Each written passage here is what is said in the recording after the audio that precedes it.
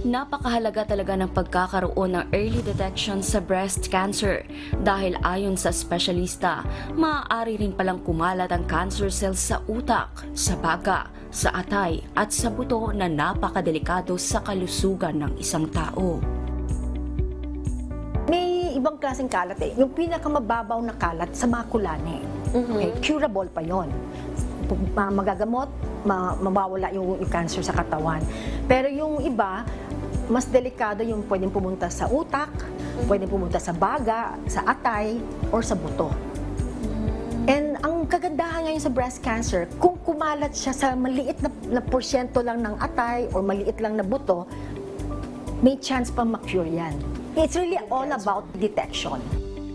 Hindi lahat ng may kaanak na may breast cancer ay maaaring sumailalim sa tinatawag na genetic testing. Kaya dapat maunawaan ng lahat ang kaibahan ng high risk at low risk sa breast cancer. So basically, hindi naman porke may lola ka na may breast cancer, high risk ka na. Ang ibig sabihin ng high risk sa aming mga doktor is kapag yung nanay mo or kapatid mo or anak mo nagkaroon ng breast cancer pre-menopausal.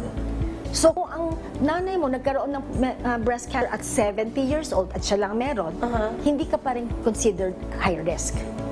Pero kung let's say kapatid ko nagkaroon, 40 siya nung nagkaroon, high risk ako, automatic. Tapos pwede na akong magpa-genetic testing. Pero kung yung kapatid ko nakuha niya at 75 years old, siya lang ang sa pamilya namin na meron, hindi kami considered high risk. Alamin at unawain ang mga iba pang factors na nakapaloob sa sakit na breast cancer. Manood ng Doctors on TV ngayong linggo, alas 7 ng umaga, dito lang sa UNTV.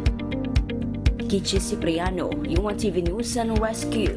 Diyos ang aming sandigan, serbisyo publiko ang aming pinahahalagahan.